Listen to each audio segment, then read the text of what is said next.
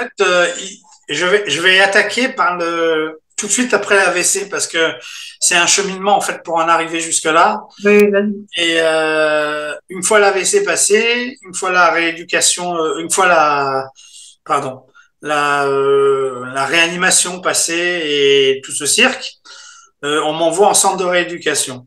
Oui. Centre de rééducation, je rencontre plein de gens et puis on se lie d'amitié avec plein de gens et puis on est dans une atmosphère assez cocooning entre nous Ouais. parce on se juge pas. Et on traverse souvent des périodes tous très compliquées, donc on se soutient. Il y a beaucoup d'humour, j'ai trouvé moi en centre de rééducation. Ouais, moi aussi. Et le centre de rééducation pour moi a duré 3 mois. Et puis après 3 mois, on me renvoie chez moi à Lyon parce que je suis enfin transportable et je peux retourner chez moi. Ouais. Je retourne à Lyon et là, je sors du centre de rééducation pendant un petit moment. Et là, pour moi, c'est vraiment la descente aux enfers. On m'enlève de mon deuxième cocon, qui était le centre de rééducation où je commençais à prendre mes habitudes et tout ça. Et Hmm. je me retrouve chez mes parents qui, pour eux, récupèrent un enfant à 40 ans à la maison, en situation de handicap. Alors, ils ont été absolument extraordinaires. Je remercierai jamais assez mes parents pour leur amour et leur soutien. Mais moi, en fait, j'étais pas prêt à ça. Et je me suis renfermé dans un silence absolument total avec une envie de suicide Ouais. Il faut le très dire. importante. Hmm. Et pour moi, mon monde s'était écroulé. J'étais de retour chez papa-maman à 40 ans. Enfin, pour moi, Ouais. ma vie était foutue, quoi, était gâchée, quoi. Et puis, je passe au bout de 3 4 mois, je commence un peu à reprendre des couleurs. Et puis, après l'AVC, tout de suite d'après, derrière, il y a les soins intensifs. Donc, comme j'expliquais, 15 jours. Après, centre de rééducation. Alors, le centre de rééducation, on est un peu perdu au début parce qu'on se demande ce qu'on fait là. C'est vrai. Et puis, c'est un peu aussi le moyen de nous ouvrir les yeux. Ouais. Parce que moi, dans ma tête, j'ai fait un AVC. Et puis, bon, 15 jours, je repars à la maison. Et puis, je retourne en cuisine. Et puis, ma vie va reprendre comme avant. Or, j'ai vu Ouais. une équipe psychologique là.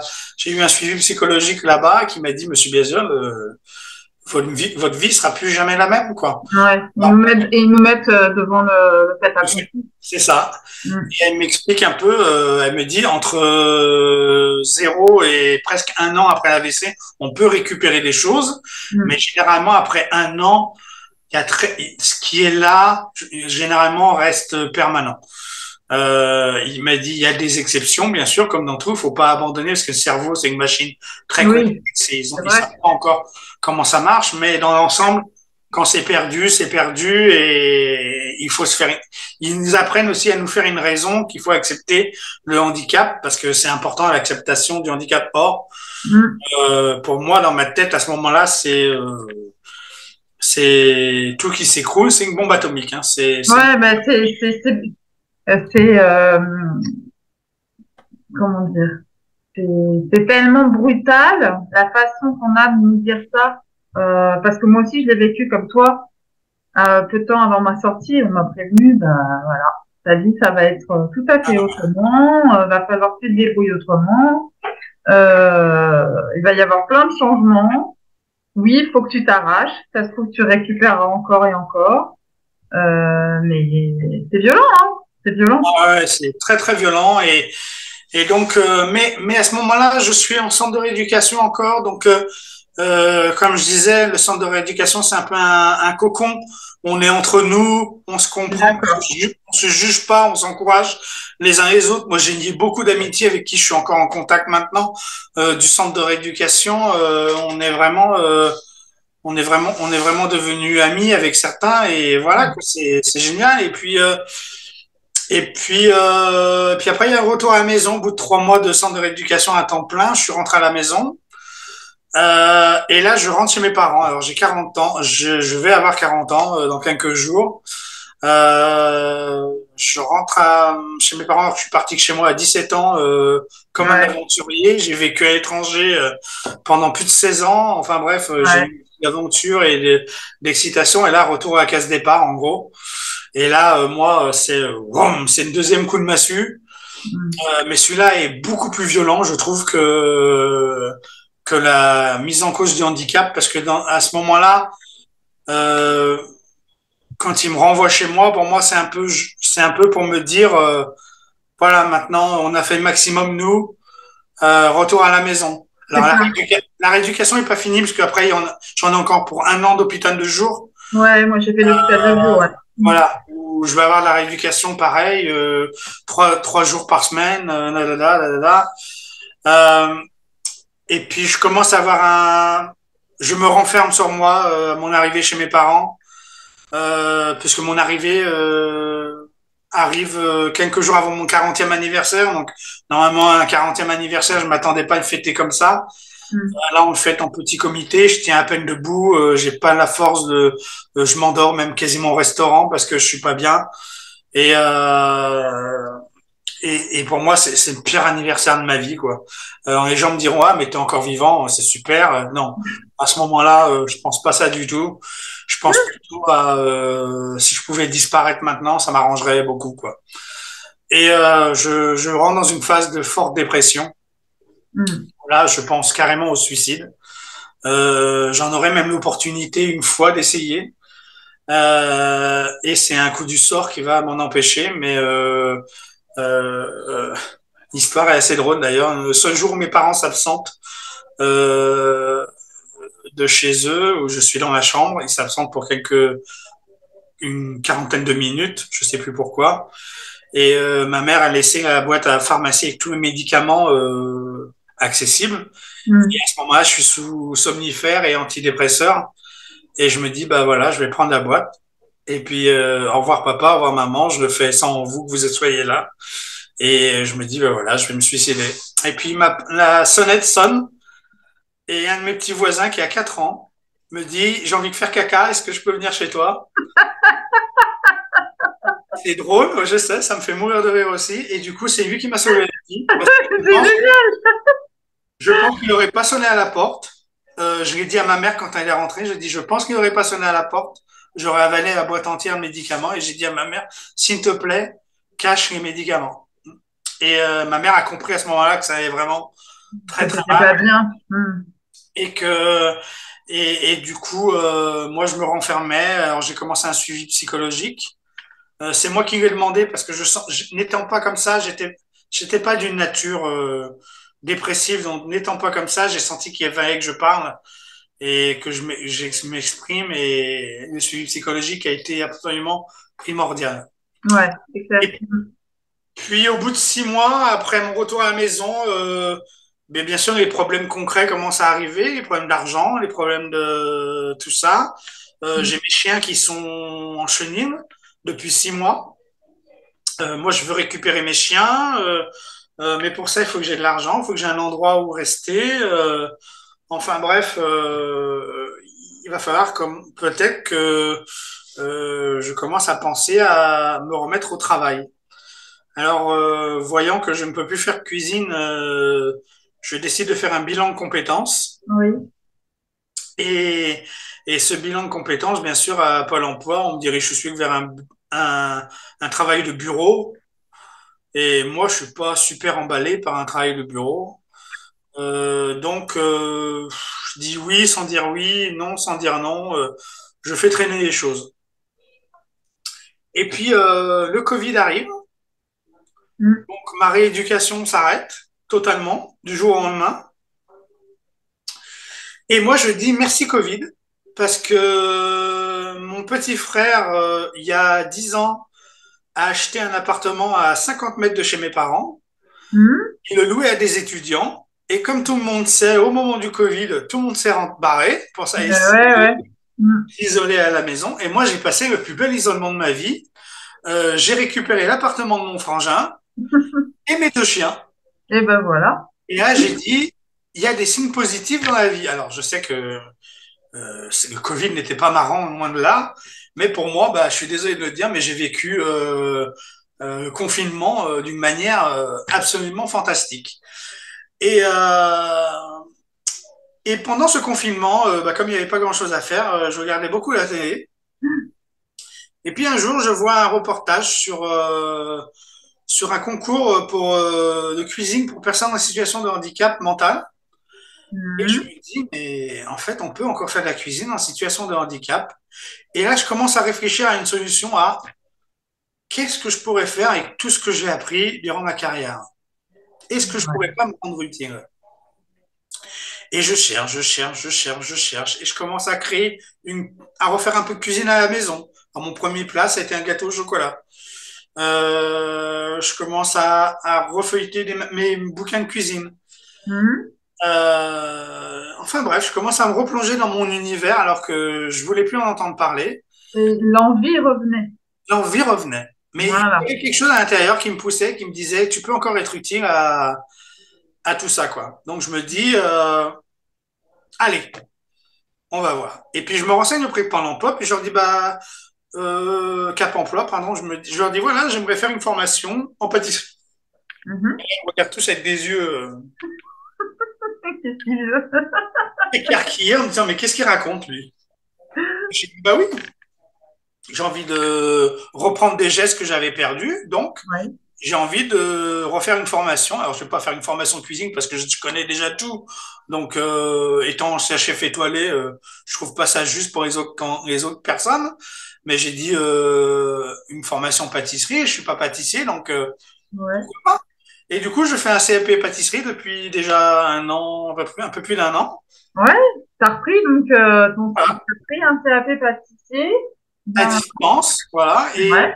Et je passe mon CAP l'année prochaine, en juin. Voilà. Génial. Et puis, plus je commençais à me remettre dans le bain, plus je commençais à reprendre un peu contact avec mes anciens collègues, parce que je vais quand même aussi me dire, autant j'ai eu beaucoup de soutien de la part de gens comme Alain Ducasse, Ouais. plein d'autres amis qui ont été très présents et qui le sont encore, autant il y en a aussi 80% qui ont complètement disparu Ah ouais. et qui du jour au lendemain ne connaissaient plus mon numéro de téléphone. Ah bah c'est comme beaucoup de bah tous hein. Moi je pense qu'on a connu ça. Hein, les amis, les potentiels amis qui nous restaient ne rappellent pas. Les gens avec qui tu travaillais, ils disparaissent. Ils sont très peu nombreux les gens qui restent.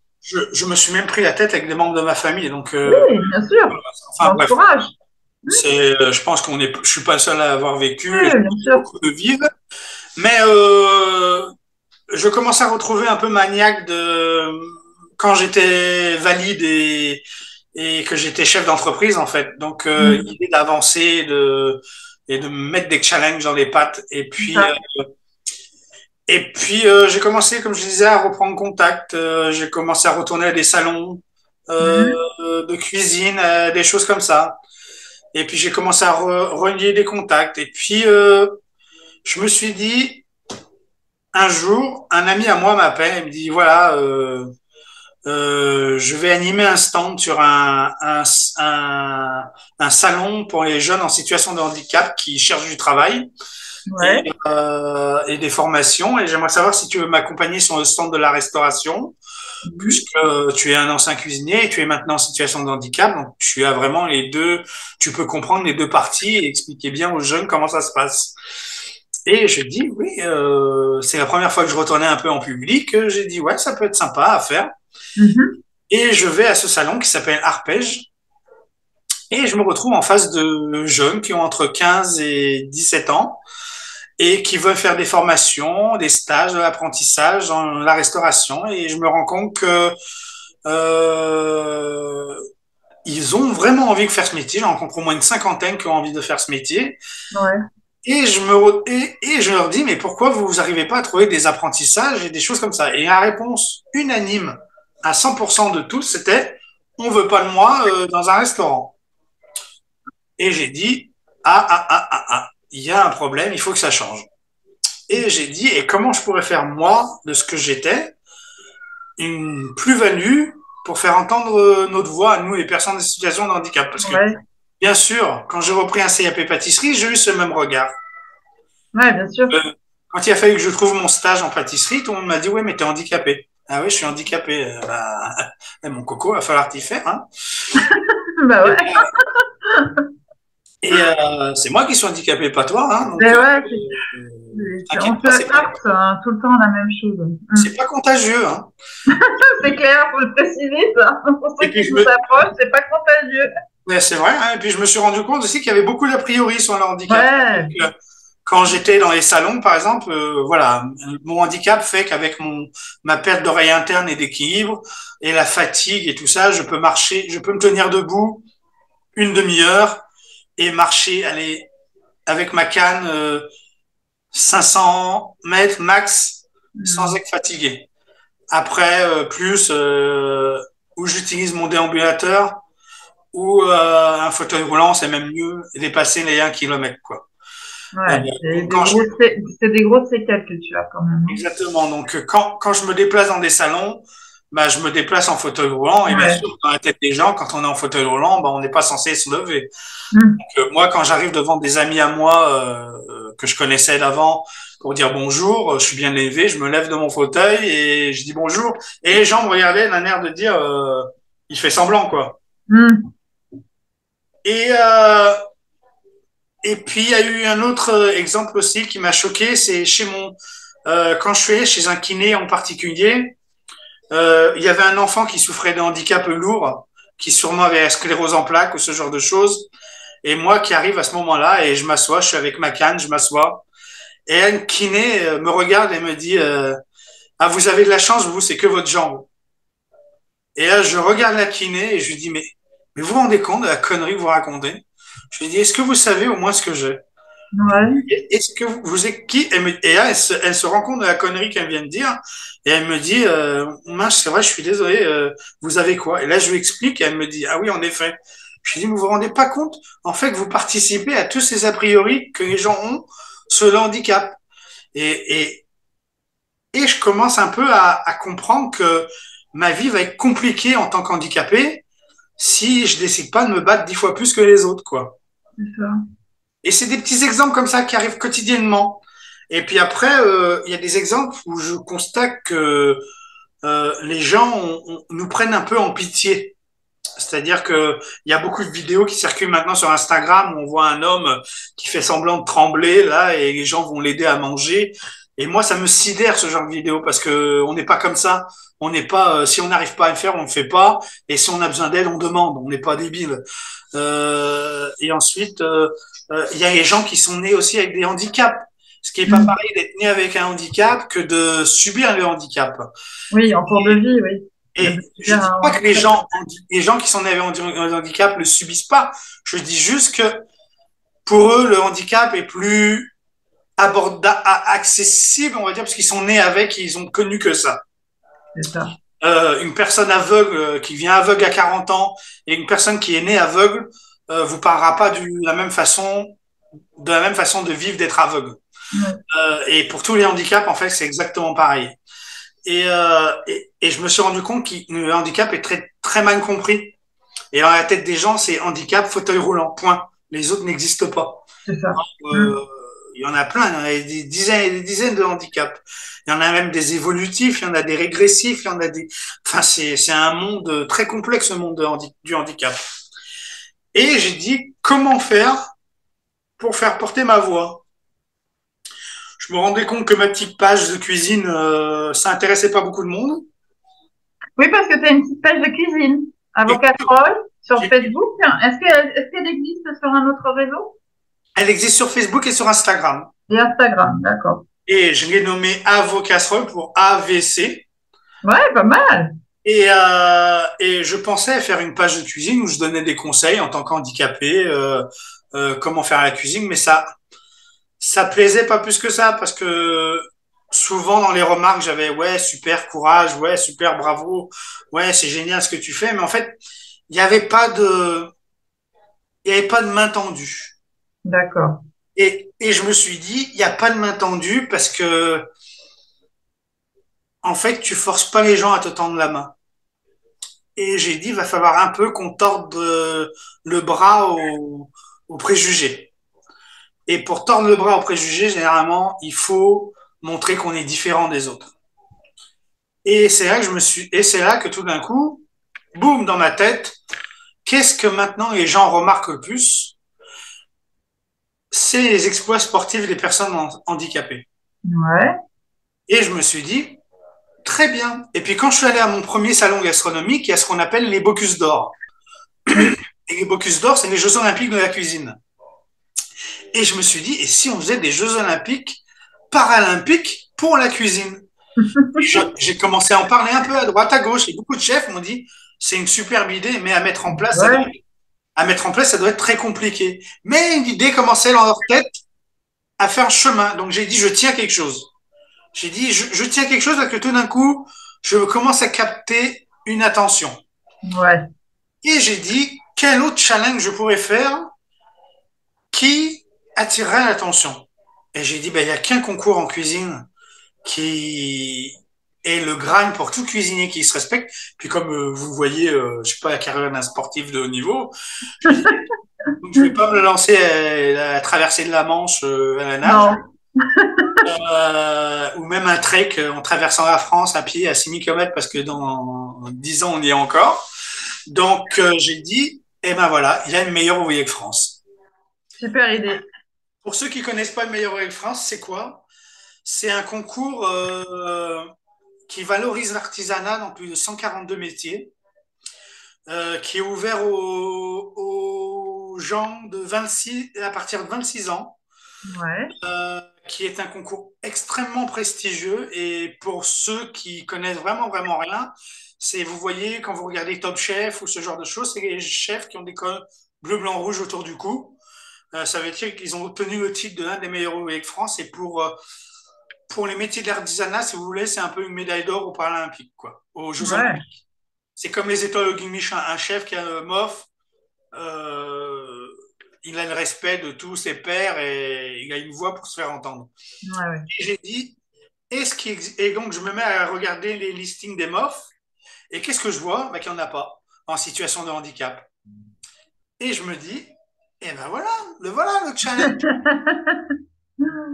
Et ouais. Ça Et y je est. commence à aborder le sujet avec mes parents qui me regardent avec des yeux Mais qu'est-ce qu'il nous grands fait? comme ma main. Qu'est-ce qu'il nous fait celui-là? Et j'ai dit, maman, tu me connais, tu sais comment je suis. Et, je les informe que je vais m'inscrire au meilleur ouvrier de France et que je vais passer un concours. Alors, pour la 27e édition, c'était il y a quelques mois, j'étais encore pas prêt. Ouais. Pour moi, je sais que ça va prendre 2 fois plus longtemps pour me préparer. Donc, du coup, je m'inscris pour la 28e édition qui sera en 2026. 2026. Bah, Voilà. c'est demain, hein? Donc, ça fonctionne exactement comme les Jeux Olympiques, c'est tous les 4 ans. Ouais. Et, c'est un concours, par exemple, je vais vous donner un exemple. L'année dernière, ils étaient 1600 candidats à passer le concours Hmm. et ils ont été que 6 meilleurs ouvriers de France. Voilà. Donc, Ouais. c'est extrêmement prestigieux et ce concours, pour moi, va être un peu un moyen de faire entendre la voix. Alors, on me dit, ouais, tu veux passer un concours pour te montrer avec ta médaille. Non. J'ai été étoilé au Guide Michelin. J'étais médiatiquement, j'allais pas dire une célébrité, mais très connu en Asie. Je faisais de la télé. Je suis dans plus de 150 journaux. Enfin bref, Ouais, tu t'en marchais, fiches de ça. je Hmm. marchais dans la rue, on me reconnaissait. Donc, j'ai pas besoin de ça. Mais par contre, il y a besoin de visibilité sur le handicap autre que par le sport. Et, euh, et je pense qu'il est important de montrer qu'on est compétent dans plein, plein d'autres domaines. Que ce soit le chant, que ce soit le sport, que ce soit la cuisine, que ce soit la créativité, la mode. Et on est extrêmement compétent dans plein, plein, plein de domaines. Et non seulement on est très compétent, mais je pense qu'on est beaucoup plus endurant que des gens qui n'ont pas nos handicaps. Parce que Ouais, nous, il nous en faut beaucoup généralement pour lâcher prise. ouais, ouais. Et, Non, mais toi, je t'ai vu, hein, je t'ai vu dans une vidéo, t'es hyper endurant, hein. Ouais, quand tu fais un gâteau, là, t'as mais vu oui, Félix Koto? oui, T'as vu oui, Félix oui, Koto? oui, oui. J'ai un t-shirt justement avec sur ma chaîne, tu sais, sur la bande-annonce, il y a une nana qui est comme ça là, AVC survivant. Mais toi, je t'ai vu et c'est vrai que si on, quand on connaît pas ce qu'est l'AVC, on réalise pas à quel point ce que tu fais, c'est déjà une performance. Mais T'étais debout, je pense que ça faisait déjà plusieurs heures, ça faisait peut-être une heure que tu étais là debout en train de faire ta recette de gâteau.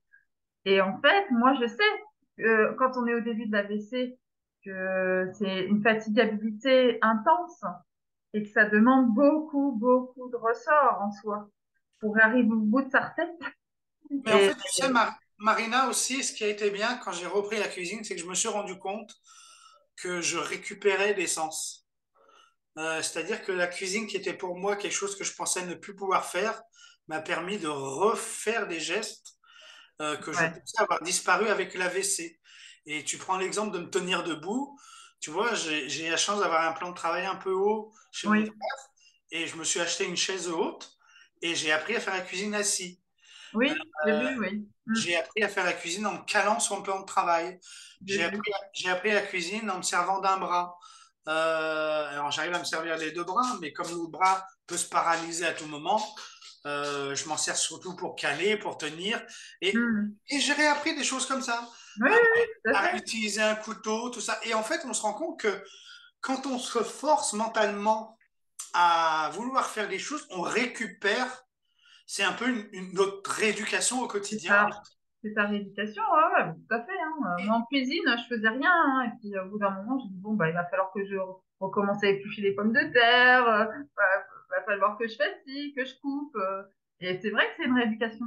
Ouais, ouais. Et donc, un exemple tout bête pour la pâtisserie. Là, je suis en plein CAP pâtisserie et le 10 avril à Lyon, à la foire de Lyon, il y a un championnat du monde du flan pâtissier. Bah, je me suis inscrit. Ah ouais, Voilà, bah, j'y vais. Mon premier concours en public, j'y vais. Hein. ah, génial. Et voilà, en fait, c'est pour ça que je veux dire, je veux montrer qu'il ne faut pas ni avoir honte, ni avoir peur, ni se fixer des limites, parce qu'en fait, votre corps, il vous dira si vous ne pouvez pas. Euh, si vous ne pouvez pas faire quelque chose, votre corps, il va vous dire stop. Et Ouais, c'est là qu'il faut l'écouter. Je exactement. pense que quand on est valide, justement, parce que on m'a souvent posé la question, t'as pas eu des signes avant d'avoir un AVC? En fait, si. Quand je fais le film en arrière, il y a eu Ouais. plusieurs signes avant-coureurs Mm. qui ont précédé l'AVC. Le corps est intelligent, il nous envoie toujours des signes.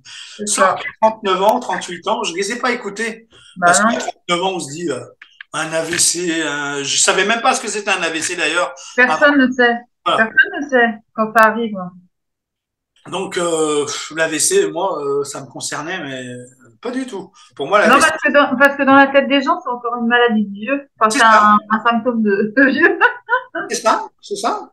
Et en fait, toi et moi, on a constaté que ça touche de plus en plus de jeunes, Ouais, et des jeunes qui sont souvent en très bonne santé, c'est qui ne vrai. fument pas, qui ne boivent pas, qui font du sport, mais il suffit qu'il y ait un mal-être intérieur, Ouais.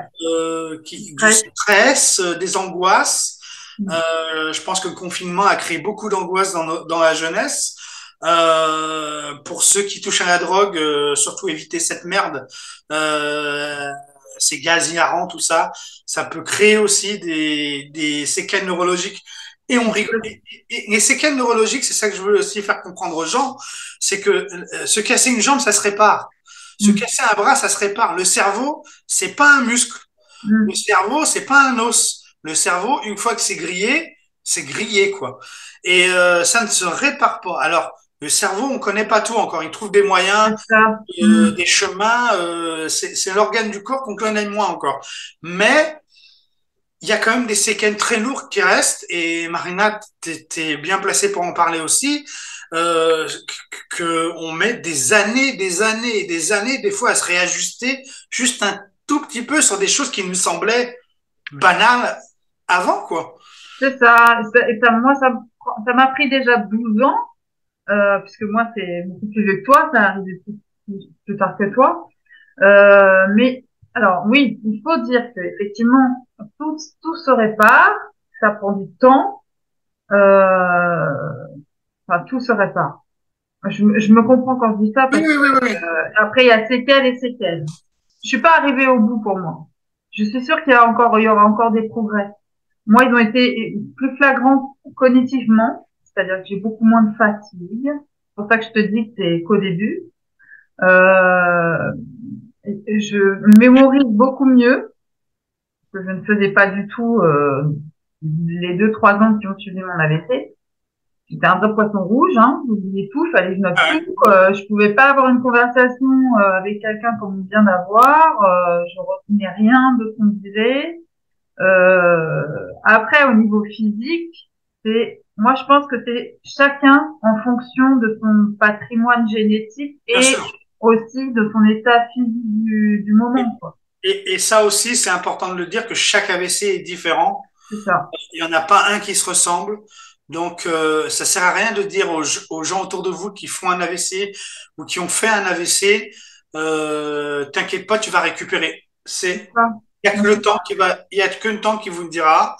Moi, contrairement à toi, j'ai pris le parti de me dire, voilà, c'est ce que j'ai maintenant, vis avec.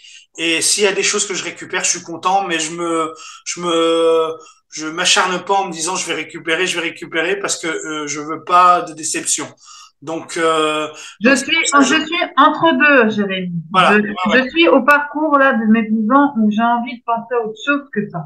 Mais Je voilà, vais faire avec. moi aussi, moi aussi. Ma vie, elle va se finir avec. Mais si je peux encore récupérer, bah je prends. Ah oui, oui, mais exactement pareil. Voilà. Mais oui, Exactement pareil. t'as raison, faut avancer de toute façon. Et c'est ça. Et ce travail, en fait, ce travail de résilience, il est important et c'est pour ça que le MOF pour moi est encore plus important. C'est-à-dire que c'est un peu un moyen de me dire à moi maintenant, voilà, tu es comme ça, tu dois apprendre à vivre comme ça, tu dois t'accepter comme tu es, C'est ça. tu ne dois pas avoir honte de qui tu es devenu et tu es pas moins capable que les autres. Et d'ailleurs, je m'appelle handicapable. Euh, Ouais, c'est génial ça aussi, j'adore. Parce que pour moi, voilà, on est tous capables de quelque chose. On est tous capables de quelque chose euh, et que de toute façon, il y aura toujours des gens pour vous écouter aussi. Donc, il faut pas vous isoler.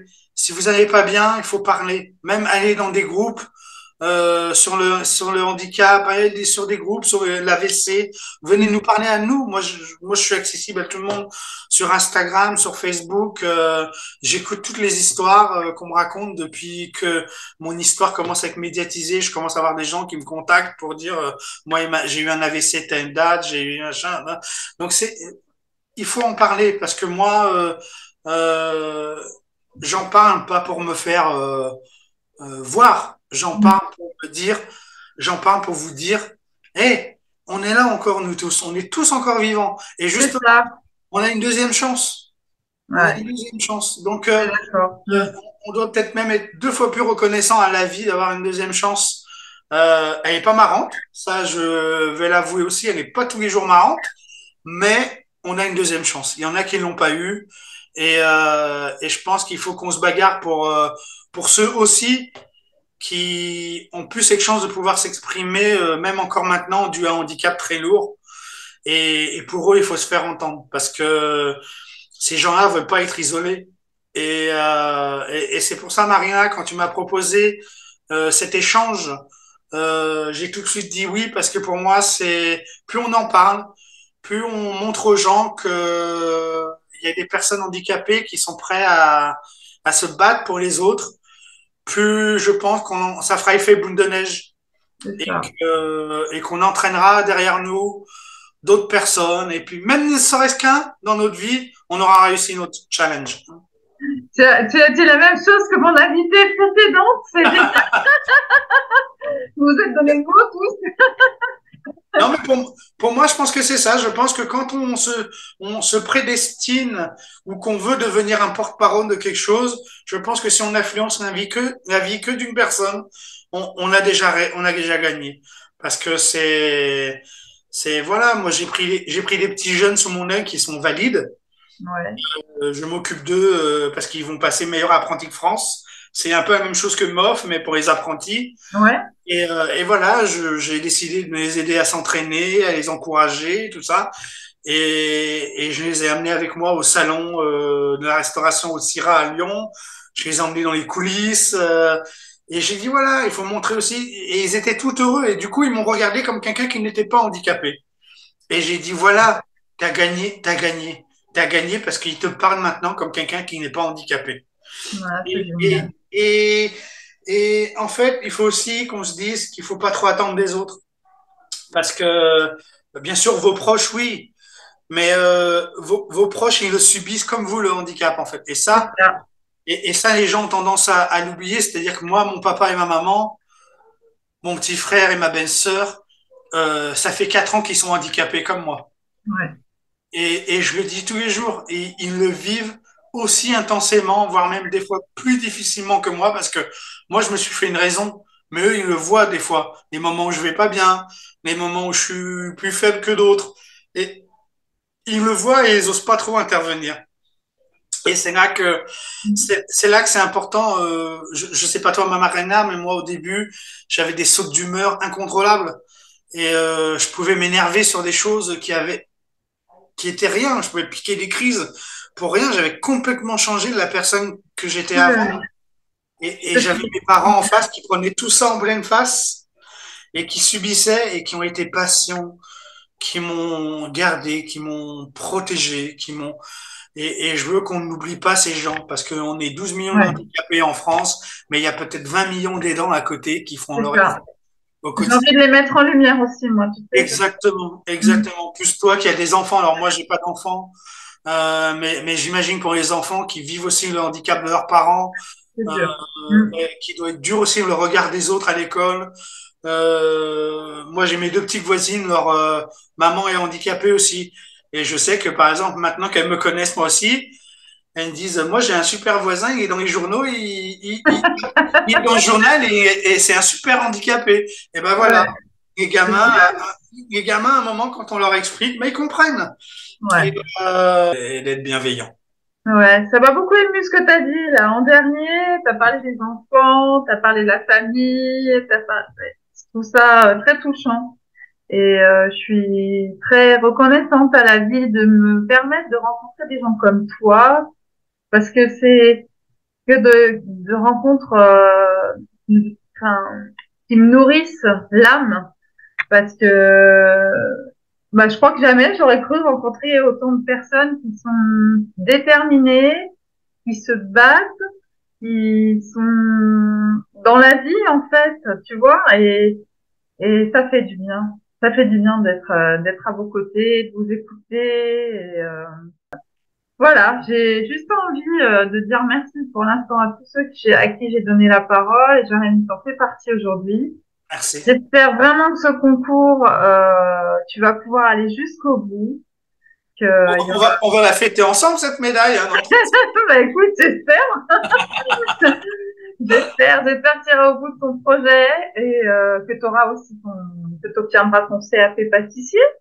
Oui, oui, mais de toute façon, comme je dis, les challenges qu'on se lance à soi-même maintenant, j'allais pas dire qu'ils sont pas les mêmes depuis qu'avant où j'étais handicapé, où j'étais vraiment axé sur la carrière.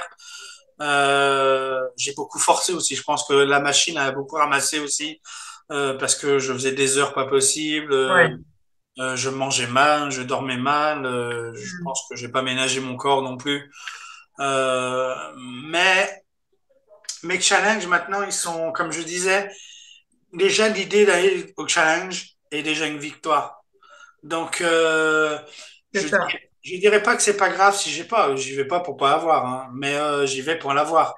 Mais même si j'arrive ne serait-ce qu'en finale ou que je serai allé jusqu'au bout de mon idée. C'est Et, ça. et pour moi, je pense que euh, c'est ce qui doit motiver les gens au quotidien. En fait, c'est pas forcément la réussite parce que c'est quoi la réussite? La réussite, c'est juste aller au bout de ce qu'on a envie de faire. C'est ça la réussite pour moi. Mais ça, Mm. je l'ai compris après, au moment de l'AVC. Et c'est pour ça que je dirais presque merci l'AVC. Eh ouais, c'est clair. Et les gens me disent, quand je dis ça, ils me disent, mais t'es dingue de dire ça. Mais non, en fait, parce que je suis devenu un autre après cet AVC. Et l'autre qui est maintenant, bah, je l'aime beaucoup. Et, Ouais. et les gens qui sont autour de moi l'aiment beaucoup aussi. Donc, je vois pas pourquoi je le détesterais et je chercherais à le renier. Mm. Et l'autre d'avant est pas mort non plus, il a juste changé. Voilà, c'est ça. Mais on est différents. Et il y a un avant, un après AVC, ou un avant, un après accident, parce que le handicap vient sous plein de façons différentes. Mm. Et voilà, je veux juste dire que le sort, des fois, s'acharne, il est terrible, mais dans tout ce négatif, faut en tirer un peu du positif, parce que sinon, bah, ça sert à rien d'avoir cette seconde chance, hein. Ouais, ouais, ouais. Non, ça sert à Non. rien. Cette seconde Bon, ben, chance. je te remercie. En tout cas, Et j'avais je vu t'en que prie, Marina. c'était super et je pense qu'on a fait le tour. Je pense qu'on n'a rien à rajouter, si ce n'est que bah, il faut continuer à se battre et à avancer. Voilà. Chacun à sa façon et chacun son rythme et avoir des projets, être poussé par créer. Voilà, toi, tu crées, c'est ce qu'il y a de plus fantastique, c'est la créativité dans ton voilà, je te remercie pour cet échange. Je Je te, t'en prie. je te dis merde. Je te dis pas, Merci. je te dis merde. Merci. Et, et je t'embrasse et à très bientôt et on se tient au courant. Merci beaucoup. À Allez, Marina. ciao. Au revoir.